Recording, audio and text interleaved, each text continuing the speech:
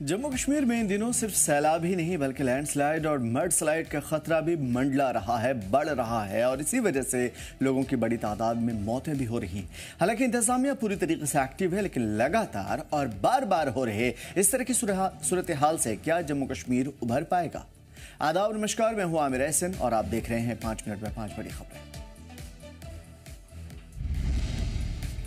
जम्मू कश्मीर में मौसम तो साफ हुआ, लेकिन अभी भी खतरा बरकरार है और जम्मू कश्मीर में मेट्रोलॉजिकल डिपार्टमेंट ने लैंडस्लाइड मडस्लाइड के खतरे का इम्कान जाहिर किया। वही जम्मू के पंचतीर्थी इलाके में खौफनाक लैंडस्लाइड हुआ और जम्मू में नगरोटा जाने वाली सड़क पूरी तरीके से टूटी फूटी पड़ी हुई है। भारी लैंडस्लाइड की वजह से सड़क पूरी तरीके से बंद है और 3 से 4 किलोमीटर तक जमीन धंस चुकी है। चारों तरफ सिर्फ मलबा ही मलबा है। हालात इतना संजीदा है कि राहत और मलबा हटाने का काम जंगी पैमाने पर चल रहा है। 5 से 6 भारी मशीनें लगाई गई हैं मलबा हटाने के लिए, लेकिन सड़क की हालत उतनी बुरी है कि उसे दुरुस्त करने में कई दिनों लग सकते हैं। फिलहाल इस रास्ते से आवाजाही पूरी तरीके से ठप है और इंतजामिया ने लोगों से दूसरे रास्ते का इस्तेमाल करने की अपील की है।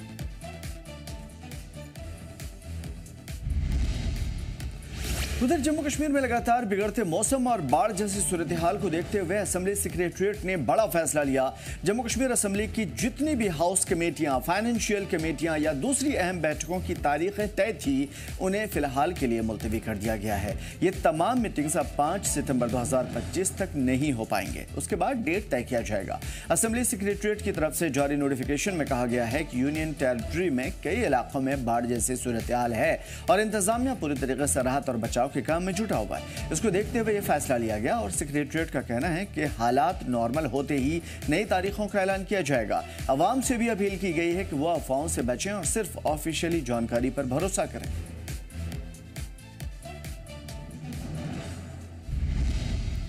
उधर श्री माता वैष्णो देवी यात्रा पर अभी भी रोक बरकरार है। जी हां, आज लगातार तीसरा दिन और तीसरे दिन भी यात्रा मुकम्मल तौर से मुलतवी रखा गया। बोर्ड इंतजामिया का कहना है कि मौसम अभी भी खराब है। अकीदतमंदों की हिफाजत को देखते हुए यह फैसला लिया गया और 2 दिन पहले भी दर्दनाक हादसे के बाद हालात वैसे ही सेंसिटिव बने हुए हैं। लैंडस्लाइड की चपेट में आकर 34 से ज्यादा अकीदतमंदों की जान चली गई, जबकि कई जख्मी अभी भी जेरे इलाज चल रहे हैं। इंतजामिया का साफ कहना है कि जब तक मौसम साफ नहीं होता तब तक भवन की ओर अकीदतमंदों को जाने की इजाजत नहीं दी जाएगी। फिलहाल सुरक्षा को तरजीह दी जा रही है।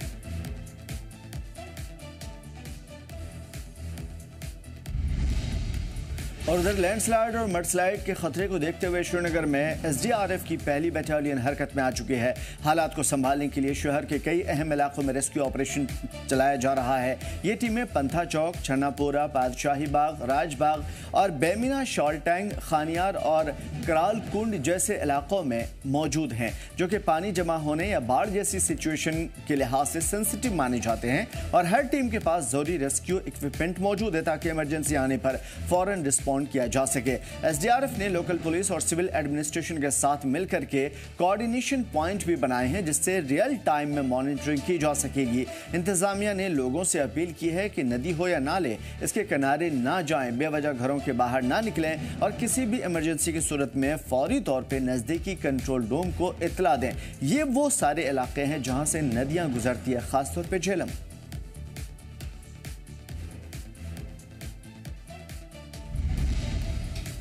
और union territory disaster response force of Ladakh ने नूनकुंड सुमित ट्रैक पर बहादुरी की मिसाल पेश की।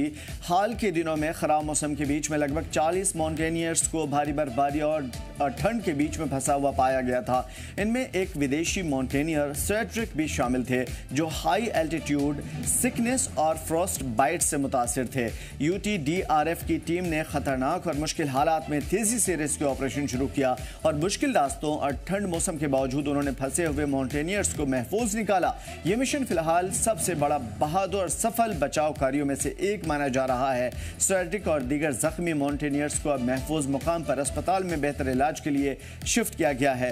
यूटीडीआरएफ की इस बहादुरी की मुकामी लोग भी तारीफ कर रहे हैं, दीगर माउंटेनियर्स ने भी सराहा है और यह मिशन यूटीडीआरएफ की मजबूती, बहादुरी की एक बड़ी मिसाल है। With an expedition team for Nun. And we met with a tragedy. We had a lot of snowfall here. Because of the snowfall, the clients up there were unable to descend down. and one of the client from our member, he unfortunately has deceased. We are really sorry for him. But one other client, which is Cedric from Australia, he was there waiting for their help. And it is the SDRF team from Kargil which was so helpful, willing to take risk, willing to take their risk, especially Mr. Mohammed Qadir, Mohammed Bakir. तो फिलहाल आज की 5 बड़ी खबरों में इतना ही। हमें दीजिए इजाजत। देखते रहिए ज़ी जंक्शन लद्दाख।